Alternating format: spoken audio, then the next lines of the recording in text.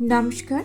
ঠাকুর শ্রী শ্রী রামকৃষ্ণ পরমহংসদেব এবং মা শারদার চরণে আমার সশ্রদ্ধ প্রণাম জানিয়ে ভিডিওটা শুরু করি। মানুষ উন্নততর জীব, মানুষের মন আছে, ফিলিংস আছে, আর এখানে কিন্তু সমস্যা। কারণ মানুষের মন বড়ই জটিল। মানুষ নিজের ভালোয় যতটা আনন্দ পায় তার থেকে বেশি আনন্দ পায় অন্যের দুঃখে।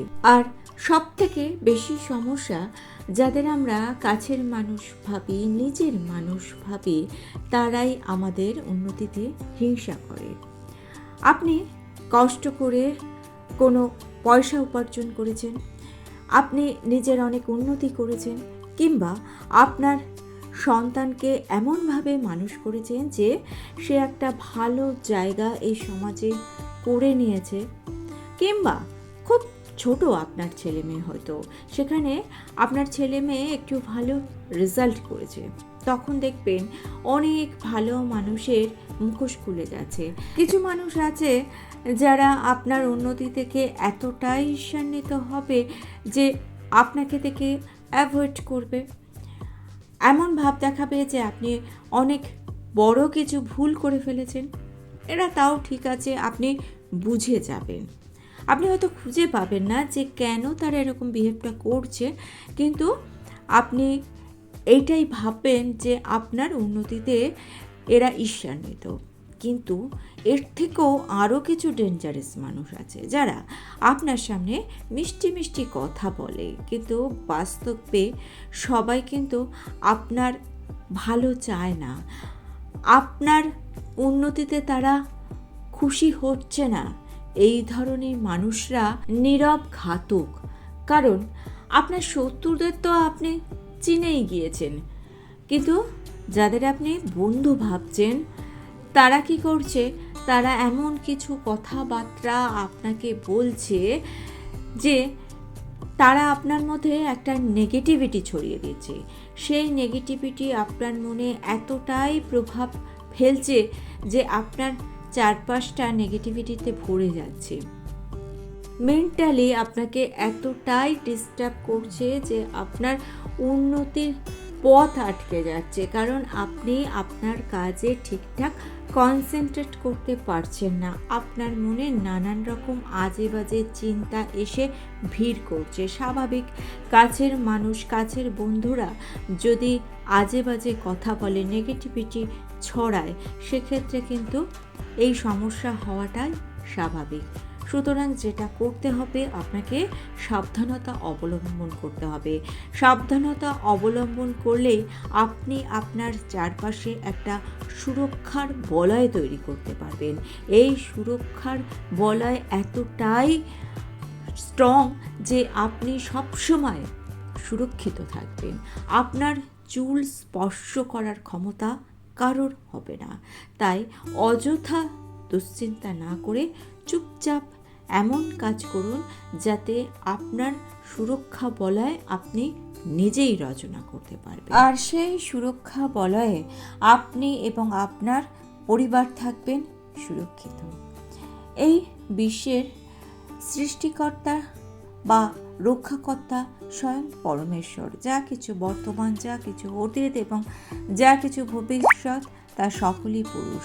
অতএব অনন্ত ঐশ্বর্য, অনন্ত শক্তি, অনন্ত বল, অনন্ত তেজ এই প্রকৃতির আধার হলেও তিনি পুরুষ। তিনি অলস ও নিষ্ক্রিয় ও চৈতন্য স্বরূপ। তাহলে এই প্রশ্ন আসাটা স্বাভাবিক যে ঈশ্বর যদি নিষ্ক্রিয় হন তবে তিনি কিভাবে এই জগৎ সৃষ্টি করেছেন? নিশ্চয়ই তার পিছনে কোনো বিশেষ শক্তি রয়েছে। এই প্রশ্নের উত্তর রয়েছে উপনিষদে। উপনিষদ বলছে ব্রহ্ম মায়ার শক্তি অবলম্বন করে এই জগৎ সৃষ্টি করেন, আর সেই জন্যই এই জগতে সৃষ্ট জীব মায়ায় আবদ্ধ হয়ে ওঠে। উপনিষদে প্রকৃতিকে মায়া এবং পরমেশ্বরকে মায়ার অধিপতি উল্লেখ করা হয়েছে। প্রকৃতি মায়া শক্তি, স্ত্রী রূপিণী, যা সদা পরিবর্তনশীল, অর্থাৎ অচল। পরমেশ্বরের সাথে রয়েছেন সচল স্ত্রী শক্তিরূপ প্রকৃতি। প্রকৃতি ও পুরুষ মিলিত হয়েই এই বিশ্ব চরাচর সৃষ্টি হয়েছে। উপনিষদে বলা হয়েছে যে সৃষ্টির পূর্বে সমস্ত আত্মা এক পরমাত্মা ছিল। এই অবস্থাকে পরমাত্মা স্বরূপ বলা হয়, এই অবস্থাকে ব্রহ্ম বলা হয়। এই অবস্থায় শক্তি কাজ করতে পারে না। তিনি এক থেকে বহু হবার ইচ্ছে নিজের মধ্যেই রেখেছিলেন এবং সেই থেকেই বহু হবার ইচ্ছেতে নিজের শক্তি দিয়ে বিশ্ব ব্রহ্মাণ্ড সৃষ্টি করেছেন। সৃষ্টির প্রথম ভাগে ভগবান পুরুষ রূপ ধারণ করেন এবং তাকেই আমরা বলি পরম পুরুষ। এই ধরাধামে পরম পুরুষের আবির্ভাব হয়েছে বিভিন্ন রূপে। কখনো তিনি ভগবান বিষ্ণু, কখনো শ্রীরামচন্দ্র, কখনো শ্রী শ্রী রামকৃষ্ণ পরমহংসদেব, কখনো শ্রী বুদ্ধ, কখনো শ্রী চৈতন্য রূপে অবতার রূপে জন্মগ্রহণ করেছেন। শুধু রূপ পরিবর্তন হয়েছে মাত্র, এক দেহ থেকে অন্য দেহে গেছেন, কিন্তু স্বরূপত তিনি একজনই। তিনি কখনো রাজা, কখনো যোদ্ধা, কখনো সন্ন্যাসী, কখনো দরিদ্র ব্রাহ্মণ রূপে আবির্ভূত হয়েছেন। এক এক যুগে এক এক কালে শ্রী ভগবান যে রূপে ধরণীতে অবতীর্ণ হয়েছেন তাদের মায়া শক্তির ক্ষেত্রেও কিন্তু একই ধারা চলেছে। অর্থাৎ বৈকুণ্ঠের মা লক্ষ্মী কখনো সীতা, কখনো যশোধারা, কখনো বিষ্ণুপ্রিয়া, কখনো মা শারদা রূপে অবতীর্ণ হয়েছেন। লীলায় সহযোগিতা করতে বারবার অবতীর্ণ হয়েছেন তারা। ঠাই ঠাকুর শ্রী শ্রী রামকৃষ্ণদেব মাকে বলতেন, আমি আর কি কাজ করলুম, তোমাকে তো এর থেকে অনেক ঢের বেশি কাজ করতে হবে। বাস্তবে ঠাকুরের ভক্ত ছিল বা শিষ্য ছিল গুটি কয়েক, কিন্তু মায়ের শিষ্য অগণিত। মায়ের কৃপা যে যেমনভাবে চেয়েছে মা ঠিক তাকে তেমনভাবে তার কাছে ধরা দিয়েছে। কোমল হৃদয়ের মা প্রয়োজনে কঠোর রূপ ধারণ করেছেন। শ্রী শ্রী চণ্ডীতে যেমন রয়েছে, শ্রী শ্রী চণ্ডীতে রয়েছে, যখনই দানবেরা বাধা সৃষ্টি করবে তখনই আমি আবির্ভূত হয়ে শত্রু বিনাশ করব। মা শারদার মুখেও একই কথার প্রতিধ্বনি শোনা যায়। মা বলছেন, বারবার আশা, এর কি নিস্তার নেই? যেখানে শিব সেখানেই শক্তি, শিব ও শক্তি একত্রে বারবার। যে শিব সেই শক্তি, এর থেকে নিস্তার নেই। আপনি আপনার প্রাত্যহিক জীবনে মায়ের ছবির সামনে মায়ের ছোট্ট শিশুটি হয়ে যান আর মন প্রাণ সমর্পণ করে দিন মায়ের কাছে। মা আপনার চারপাশে এমন সুরক্ষা বলয় রচনা করে দেবেন যার মধ্যে আপনি থাকবেন একেবারে সুরক্ষিত। শ্রী শ্রী মা শারদা তার সমস্ত দৈব শক্তি ঢেকে আবির্ভূত হয়েছিলেন এবং তার জীবন চর্চা ছিল অতি সাধারণ, কিন্তু বাস্তবে তিনি ছিলেন অসাধারণ।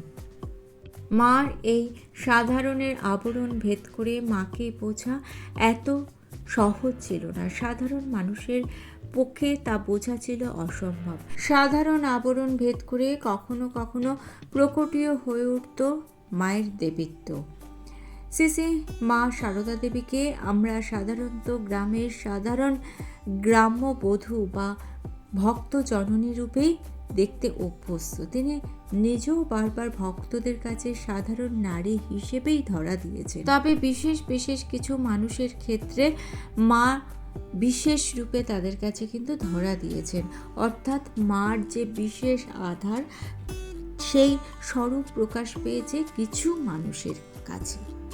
ভগিনী নিবেদিতা একদিন মায়ের সঙ্গে দেখা করতে এসে কথা প্রসঙ্গে মাকে বললেন, আপনি দেবী, আমাদের কালী। শুনে মা হেসে বলেছিলেন, না বাবু, আমি কালী ঠালি হতে পারবো না, সবসময় জিব্বার করে থাকতে হবে। তখন ভগিনী নিবেদিতা বলেন, ঠিক আছে, আপনাকে অত কষ্ট করতে হবে না, আমরাই আপনাকে জননী রূপে দেখব। শ্রী শ্রী ঠাকুর রামকৃষ্ণদেব আমাদের শিব আর আপনি আমাদের কালী। শ্রী মা তখন হাসতে হাসতে এই কথা সম্মতি জানিয়ে বলেছেন, হ্যাঁ বাবা, তা না হয় দেখা যাবে। তার এই সম্মতির মাধ্যমে তিনি বোঝাতে চেয়েছিলেন বাস্তবে তিনি সেই ভগবতী দেবী। আর আরেকটি সাক্ষ্য মেলে ডাকাত বাবার কাছে। শ্রী মা তাদের জিজ্ঞাসা করেছিল, তোমরা আমায় এত স্নেহ কেন করো গো? তার উত্তরে ডাকাত বাবা বলেছিল, তুমি তো সাধারণ মানুষ নও মা, আমরা তোমাকে কালী রূপে দেখেছি। ঠাকুরের ভাইয়ের ছেলে শিবুদা মাকে একদিন বারবার জিজ্ঞাসা করেছিল যে তুমি বলো তো তুমি কে। মা তাকে বলতেন, কেন, কে আবার, আমি তোর খুড়ি। কিন্তু শিবুদা একদিন নাছোড় বান্দা হয়ে মাকে জিজ্ঞাসা করেছিলেন, তোমাকে বলতেই হবে তুমি কে। মা তখন তার কাছে ধরা দিয়ে স্বীকার করেছিলেন, বলেছিলেন লোকে বলে কালী। শিবুদা মায়ের পায়ে মাথা রেখে অশ্রু বিসর্জন করতে করতে বললেন, তুমি আমার সকল ভার নাও। মা শিবুদার এই ব্যাকুল হৃদয়ে বিগলিত হয়ে গিয়েছিলেন। শিবুদার মাথায় হাত রেখে মা বলেছিলেন, তাই হবে। আর তখন শিবুদা মায়ের সামনে হাঁটু করে বসে প্রার্থনা করে বলেছিলেন, ওম সর্বমঙ্গল মঙ্গলে শিবে সর্বাত্ম সাধিকে শরণ্যে ত্র্যম্বকে গৌরী নারায়ণী নমস্তুতে। জীবনে ঝড় ঝাপটা যতই আসুক, মায়ের কাছে সমস্ত কিছু সমর্পণ করুন। আপনার রক্ষা কবচ তিনি। আপনি মায়ের কাছে সমর্পণ করলে আপনি এমন এক রক্ষা কবচ পাবেন যা আপনাকে সবসময় সুরক্ষিত রাখবে। আর ভিডিওটা যদি আপনার ভালো লেগে থাকে একটা লাইক দিয়ে দেবেন, চ্যানেলটিকে সাবস্ক্রাইব করে নিয়ে পাশে থাকা বেল আইকনটা প্রেস করে দিয়ে অল অপশনটা ক্লিক করে দেবে, তাহলে যখনই নতুন কোনো ভিডিও আপলোড করব তার নোটিফিকেশান আপনাদের কাছে পৌঁছে যাবে। ঠাকুর ও মায়ের চরণে প্রণাম জানিয়ে আজকে এই পর্যন্তই। Thanks for watching.